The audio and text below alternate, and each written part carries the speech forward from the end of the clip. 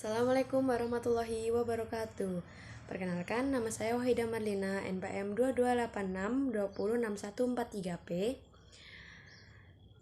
Kelas Konversi, Prodi PGSD Universitas Muhammadiyah Kota Bumi. Baik, di sini saya akan menjelaskan tentang bermain sambil belajar. Nah, bermain sambil belajar ini bertujuan untuk mengasah kemampuan kognitif anak saat bermain. Anak dapat memiliki pengetahuan dan pengetahuan baru. Selain itu, kemampuan berpikir, kemampuan berkomunikasi, kemampuan berimajinasi, anak juga dapat dilatih dengan metode bermain sambil belajar ini ya. Nah, dalam metode ini saya mengambil permainan puzzle. Pasti tidak asing lagi dengan permainan puzzle. Permainan puzzle ialah permainan menyusun gambar. Cukup menantang bagi pemula. Namun permainan ini bisa diselesaikan dengan efisien menggunakan beberapa langkah mudah, tergantung keahlian Anda. Gunakan langkah yang paling sesuai kebutuhan Anda. Kalau tidak, pilihlah bagian yang kurang Anda kuasai dan coba dilatih sendiri.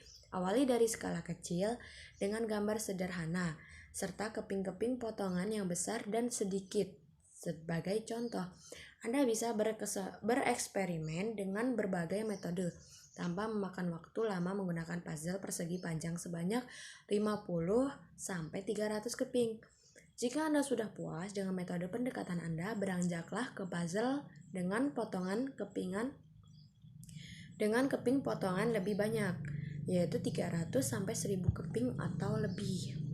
Nah, di sini saya akan menjelaskan tentang langkah-langkah menyusun puzzle. Yang pertama, pilihlah area kerja Anda. Coba pilih permukaan datar dan keras, misalnya meja. Pastikan area cukup besar untuk menampung semua kepingan puzzle. Lalu yang kedua, tuangkan isi kotak puzzle ke area kerja Anda. Baliklah semua kepingan sehingga menghadap ke atas semua ya. Lalu di saat yang sama pilih semua kepingan potongan tepi gambar dan sisihkan semua ke satu tempat. Hal ini akan membantu nanti. Namun perlu diingat bahwa menemukan kepingan tepi dari puzzle yang tidak berbentuk persegi panjang cukup menyulitkan ya.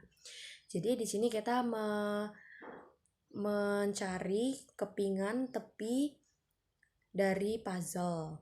Lalu yang ketiga, susun semua kepingan tepi gambar. Pekerjaan Anda akan lebih mudah jika mendahulukan bingkai dari puzzle. Jadi susun terlebih dahulu kepingan yang ada di tepi-tepi sehingga membentuk bingkai.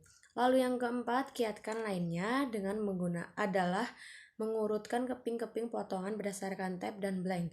Tab adalah kepingan potongan yang memiliki bagian menganjur dan blank adalah pasangannya.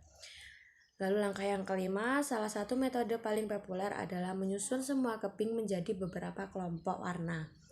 Waktu penerapan metode ini bergantung kepada desain dan kerumitan puzzle. Coba kelompokkan semua keping potongan berdasarkan warna.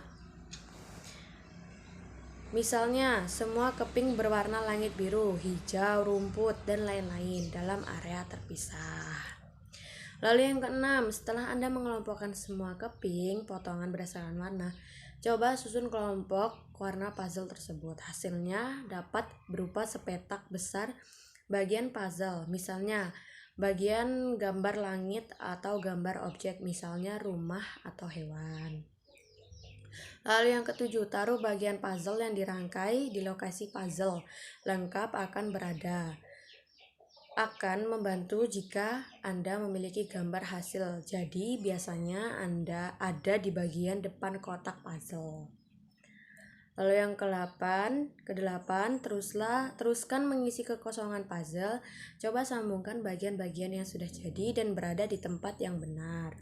Yang kesembilan, seiring waktu Anda akan bisa melihat perkiraan hasil jadi proyek. Pada titik ini, puzzle akan lebih mudah disusun karena lubang-lubangnya sebagian besar berupa keping satuan.